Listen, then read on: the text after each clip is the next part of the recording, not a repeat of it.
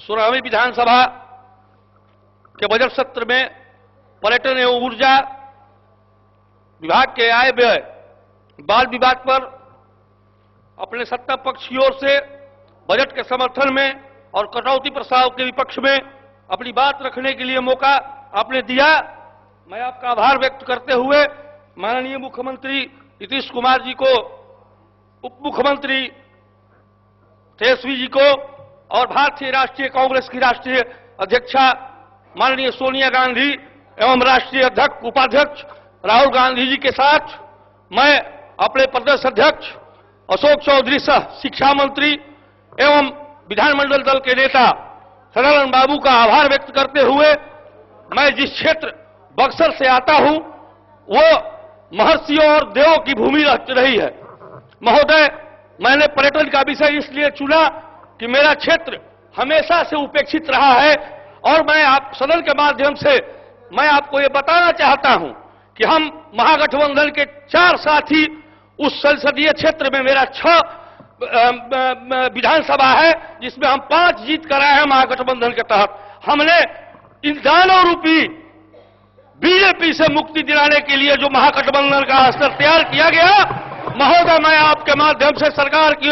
ओर से बोलते हुए मैं आपका ध्यान माननीय मुख्यमंत्री और सभी माननीय सदस्यों के तरफ आकृष्ट करना चाहूंगा कि वो पवित्र स्थल भगवान राम विश्वामित्र की तपोभूमि और महाराजा पुरुषोत्तम राम की शिक्षा स्थली, भगवान बावन राम की जन्मस्थली एवं आज तक जितने ऋषि और महर्षि हैं हमारे बक्सर में वास करते हैं। परम संत परम पूजनीय श्री लक्ष्मी परपंजीयर स्वामी जी महाराज का और नाथ बाबा का वहां आश्रम हुआ करता है। माननीय मुख्यमंत्री जी, मैं सभापति जी, मैं आपके आसन के द्वारा यह ध्यान आकृष्ट करना चाहूंगा कि जैसे पावापुरी, नालंदा और गया को विकसित किया गया, हमारे बक्सर को भी रामायण सर्किट से जोड़ा गया है। महोदय, मैं माननीय मुख्यमंत्री से आपके आसन के माध्यम से आकृष्ट करना चाहूंगा। हमारे संसदीय क्षेत्र के 2 मंत्री जय कुमार सिंह जी और संतोष कुमार निराला जी यहां बैठे हैं, हमारे साथी ददन पहलवान जी, भाई शंभू जी और मैं चारों आदमी की तरफ से मैं आप और सदन की तरफ से मैं मांग करता हूं कि जैसे विभिन्न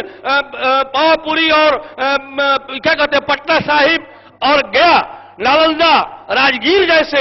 जगहों को शॉर्ट सर्किट के माध्यम से जोड़ा गया और मैं आपसे मांग करता हूं कि बक्सर को भी रामायण सर्किट के तहत जोड़ते हुए बक्सर को पर्यटन का दर्जा दिया जाए तो आगामी आने वाले दिनों में हमारे शाहाबाद में बेरोजगारी दूर होगी। और मुझे आशा नहीं, पूर्ण विश्वास है कि जब मुझे बक्सर का पर्यटन का दर्जा दिया जाएगा तो वहां के नौजवानों में रोजगार सृजन की व्यवस्था होगी। महोदय, मैं सदन के माध्यम से ध्यान आकृष्ट करना चाहूंगा कि हमारे यहाँ आज भी इस्कॉन के लोग जाते हैं, वहां घूमते हैं और तीर्थ स्थल को देख करके रोमांचित और गौरवान्वित होते हैं। मैं माननीय मुख्यमंत्री की सराहना करता हूं कि जिस तरह से हमारा 2000 में झारखंड और बिहार का बंटवारा हुआ तो हमारा निर्भर था खेती और पर्यटन, और आपके राज्य में आपके शासनकाल में 2005 से 2015 तक जिस तरीके से बिहार के बाहर से आने वाले पर्यटकों की संख्या आज करोड़ों में पहुंच गई, विदेशों की संख्या आज लाखों में पहुंच गई। मैं धन्यवाद देता हूं माननीय मुख्यमंत्री जी को, मैं धन्यवाद देता हूं माननीय पर्यटन मंत्री को जो कि हमारे शाहाबाद क्षेत्र से ही आती है अनीता जी। मैं उनसे भी आग्रह करूंगा कि हमारे बक्सर को विशेष रूप से पर्यटन का दर्जा देने की मैं पुरजोर वकालत करता हूं और अपने साथियों से भी कहता हूं कि आने वाले समय में आप भी मेरे मांग को अपनी मांग बनाकर बक्सर का पर्यटन का दर्जा दिया जाएगा तो पूरे शाहाबाद में एक नए रोजगार का सृजन होगा और नौजवानों में अनेक भाषाओं के लोग, भाषा भाषी के लोग आते हैं, जैसे कि आज गया में, जैसे कि आज नालंदा और राजगीर में लोग आते हैं। फिलीपींस, म्यांमार, जापान, श्रीलंका से लोग आते हैं और वहां के नौजवान उन भाषाओं को सीखने के लिए विभिन्न जगहों पर जाकर उनके प्रचलन को जानकारी कर रहे हैं, उन भाषाओं के जानकार हो रहे हैं। इससे हमारे बिहार में नौजवानों की बेरोजगारी दूर होगी। मैं माननीय मुख्यमंत्री महोदय के माध्यम से ऊर्जा मंत्री को मैं धन्यवाद देना चाहूंगा कि आपने चौसा में जो 1320 मेगावाट की बिजली